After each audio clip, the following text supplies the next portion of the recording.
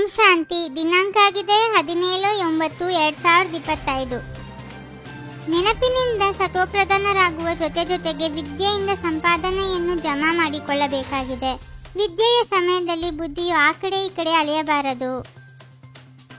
ನಿಮ್ಮ ವಿಜಯವು ನಿಶ್ಚಿತವಾಗಿದೆ, ಏಕೆಂದರೆ ನಿಮ್ಮ ಜೊತೆ ಸಾಕ್ಷಾತ್ ಪರಮಪಿತ ಪರಮಾತ್ಮನಿದ್ದಾರೆ. ನೀವು ಯೋಗ ಬಲದಿಂದ ವಿಜಯವನ್ನು ಪಡೆಯುತ್ತೀರಿ. ಆತ್ಮವು ಶಿವತಂದೆಯಿಂದ ಓದುತ್ತದೆ. ಇದು ಸಹಯೋಗ ಮತ್ತು ವಿದ್ಯೆಯಾಗಿ ಬಿಡುತ್ತದೆ. ಆತ್ಮವೇ ಓದುತ್ತದೆ, ಓದಿಸುವವರು ಪರಮಾತ್ಮನಾಗಿದ್ದಾರೆ. ಶಿವತಂದೆಯು ನಮಗೆ ಓದಿಸುತ್ತಾರೆ ಎಂದು ಮಕ್ಕಳು ತಿಳಿದುಕೊಂಡಿದ್ದೀರಿ. ಇದು ನಿಮ್ಮ ಯೋಗವೂ ಆಗಿದೆ, ಸಂಪಾದನೆಯೂ ಆಗಿದೆ. ಆತ್ಮವೇ ಸತೋಪ್ರಧಾನವಾಗಬೇಕಾಗಿದೆ. ಸತ್ಯಯುಗದಿಂದ ಹಿಡಿದು ನೀವು ವಿಯೋಗಿಗಳಾಗಿದ್ದೀರಿ, ಅರ್ಥಾತ್ ತಂದೆಯೊಂದಿಗೆ ಯೋಗವಿರಲಿಲ್ಲ. ನೀವೀಗ ತಂದೆಯ ಸಮಾನ ಯೋಗಿಗಳಾಗುತ್ತಿದ್ದೀರಿ. ನೀವು ಒಬ್ಬೊಬ್ಬರು ಯೋಗೇಶ್ವರಿಯಾಗುತ್ತೀರಿ ಮತ್ತು ರಾಜರಾಜೇಶ್ವರಿಯಾಗುತ್ತೀರಿ. ತಂದೆಯ ಯೋಗವನ್ನು ಕಲಿಸಿಕೊಡುವ ಈಶ್ವರನಾಗಿದ್ದಾರೆ. ಆತ್ಮವೇ ತಂದೆಯ ಮಗುವಾಗಬೇಕಾಗಿದೆ. ತಂದೆಯ ಮಗುವಾಗುವುದು ಎಂದರೆ ಲೌಕಿಕದಿಂದ ಸತ್ತಂತೆ ಆಯಿತಲ್ಲವೇ? ನೀವು ಸಹ ತಂದೆಯ ಮೂಲಕ ಯೋಗವನ್ನು ಕಲಿಯುತ್ತೀರಿ. ಸಮಯ ಕಳೆದಂತೆ ಸಾಹುಕಾರರು ಸಾಧಾರಣ ಪ್ರಜೆಗಳಾಗುತ್ತಾ ಹೋಗುತ್ತಾರೆ. ಹೊಟ್ಟೆಯು ಬೆನ್ನಿಗೆ ತಾಕುತ್ತದೆ. ಇಂತಹ ಆಪತ್ತುಗಳು ಬರಲಿವೆ. ಬೆಂಕಿಯ ಮಳೆ ಬೀಳುತ್ತದೆ. ಪ್ರಾಕೃತಿಕ ಆಪತ್ತುಗಳು ಸಹ ಬರಲಿವೆ. ವಿನಾಶವಾಗಲಿದೆ. ಇದಕ್ಕೆ ಸೃಷ್ಟಿಯ ವಿಕೋಪಗಳೆಂದು ಹೇಳಲಾಗುತ್ತದೆ. ವಿನಾಶವಾಗುವುದಂತೂ ಖಚಿತವೆಂದು ಬುದ್ಧಿಯು ಹೇಳುತ್ತದೆ. ಸತ್ಯಯುಗದಲ್ಲಂತೂ ತನ್ನ ಸಮಯವು ಮುಗಿದಾಗ ತಾನಾಗಿಯೇ ನಾನೀಗ ಈ ಶರೀರವನ್ನು ಬಿಟ್ಟು ಹೋಗಿ ಮಗುವಾಗುತ್ತೇನೆಂದು ಎಂದು ಸಾಕ್ಷಾತ್ಕಾರವಾಗುತ್ತದೆ. ತಂದೆಯ ಪಾತ್ರವು ಪೂರ್ಣವಾದರೆ ನಿಮ್ಮ ಪಾತ್ರವೂ ಪೂರ್ಣವಾಗಿ ಬಿಡುತ್ತದೆ. ನಂತರ ನಿಮ್ಮ ಸತ್ಯಯುಗದ ಪಾತ್ರವು ಆರಂಭವಾಗುವುದು. ಈಗ ನಿಮ್ಮ ತಮ್ಮ ರಾಜ್ಯವನ್ನು ತೆಗೆದುಕೊಳ್ಳಬೇಕಾಗಿದೆ. ನೀವೀಗ ಸತೋಪ್ರಧಾನರಾಗುತ್ತಿದ್ದೀರಿ. ಇನ್ನೂ ಸಮೀಪಕ್ಕೆ ಹೋಗುತ್ತಿದ್ದೀರಿ. ಕೊನೆಗೆ ವಿಜಯವು ನಿಮ್ಮದೇ ಆಗಲಿದೆ.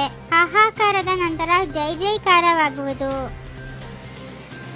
ನಿಮಗೆ ತಿಳಿದಿದೆ, ವಿಶ್ವದ ಚರಿತ್ರೆ ಭೂಗೋಳವು ಮತ್ತೆ ಪುನರಾವರ್ತನೆಯಾಗುತ್ತದೆ.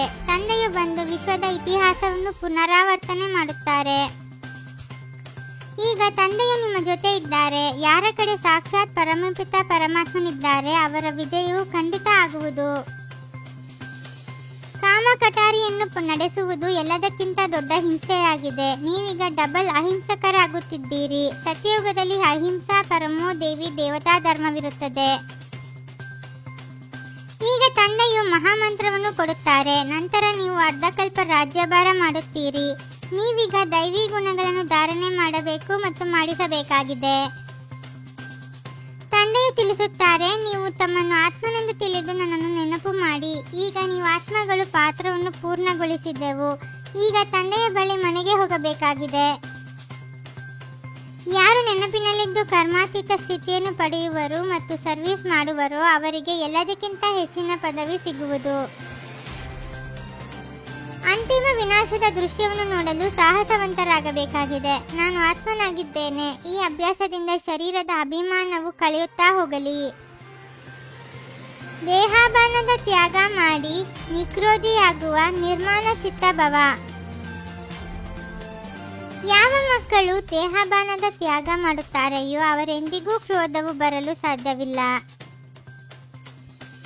ನಿಂದನೆ ಮಾಡುವವರನ್ನು ಸತ್ಯ ಮಿತ್ರನೆಂದು ಸ್ವೀಕರಿಸಿ. ಯಾವಾಗ ಇಂತಹ ಪರಿವರ್ತನೆಯನ್ನು ತೋರಿಸುತ್ತೀರಿ ಆಗ ವಿಶ್ವದ ಮುಂದೆ ಪ್ರಸಿದ್ಧರಾಗುವಿರಿ. ಯಾವಾಗ ಇಂತಹ ಪರಿವರ್ತನೆ ತೋರಿಸುತ್ತೀರಿ ಆಗ ವಿಶ್ವದ ಮುಂದೆ ಪ್ರಸಿದ್ಧರಾಗುವಿರಿ. ಓಂ ಶಾಂತಿ.